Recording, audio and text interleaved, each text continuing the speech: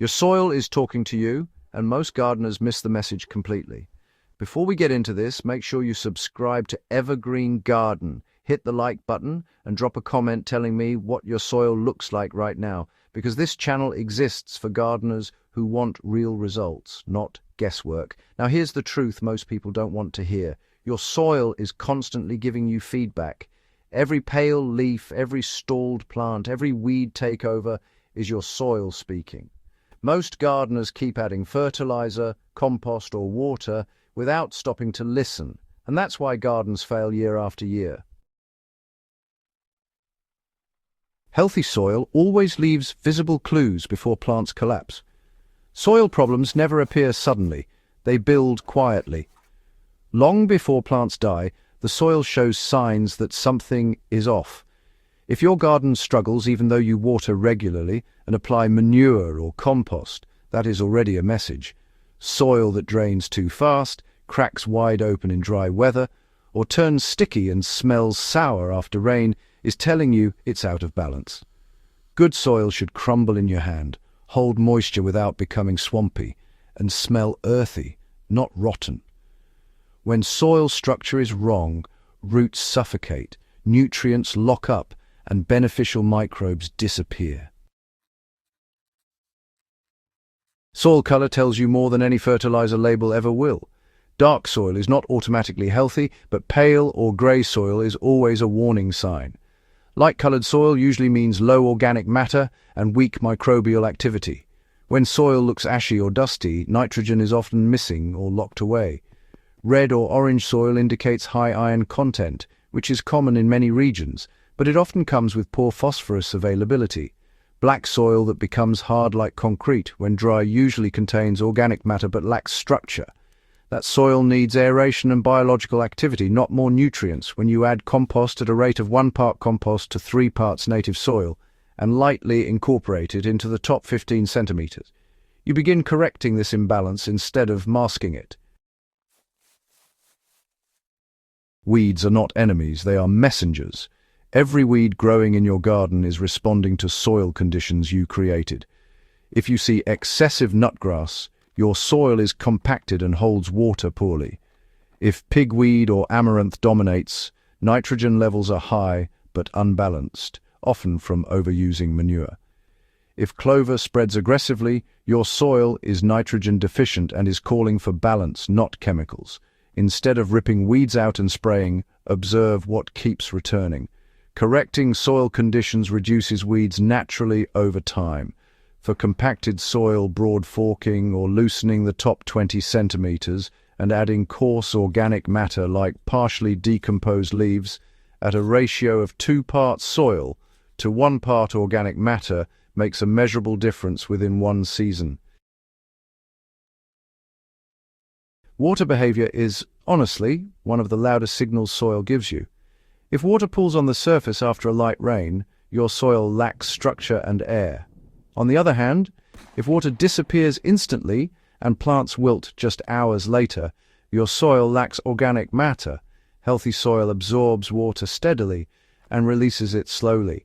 You can actually test this by pouring 1 liter of water onto bare soil. If it takes more than 5 minutes to soak in, compaction is present. But if it vanishes in under 30 seconds, your soil is too sandy or depleted. Adding compost alone is not enough in sandy soil. Mixing compost with well-rotted manure at a 1-to-1 ratio and incorporating it twice a year builds moisture-holding capacity without suffocating roots. Plants show specific deficiency signs that really point directly to soil issues. For example, yellowing lower leaves while new growth stays green usually signals nitrogen deficiency or poor microbial activity. Yellowing new leaves with green veins often points to iron or magnesium lockup caused by incorrect soil pH. Purple stems and slow growth indicate phosphorus stress, especially in cool soils. Instead of blindly feeding, correct the soil environment. For nitrogen issues, apply compost tea made from 1 kilogram of compost, soaked in 10 liters of water for 12 hours and applied to soil, not leaves. For phosphorus availability, improve drainage and soil warmth before adding any amendment. Nutrients in cold, compacted soil are useless no matter how much you apply. Soil pH quietly controls everything beneath the surface.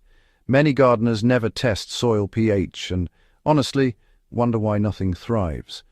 Most vegetables prefer a pH between 6.0 and 6.8.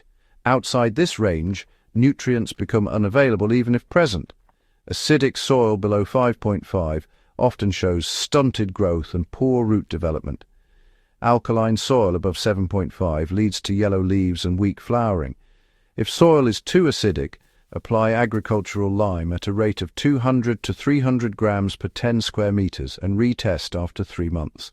If soil is too alkaline, incorporate elemental sulfur at 50 grams per 10 square meters and add organic matter regularly. Small gradual corrections protect soil life better than aggressive treatments. Soil life is the real engine of a productive garden. Worms, fungi, bacteria, and microscopic organisms are what turn dead material into plant food. When soil is lifeless, plants struggle no matter how much fertilizer you add.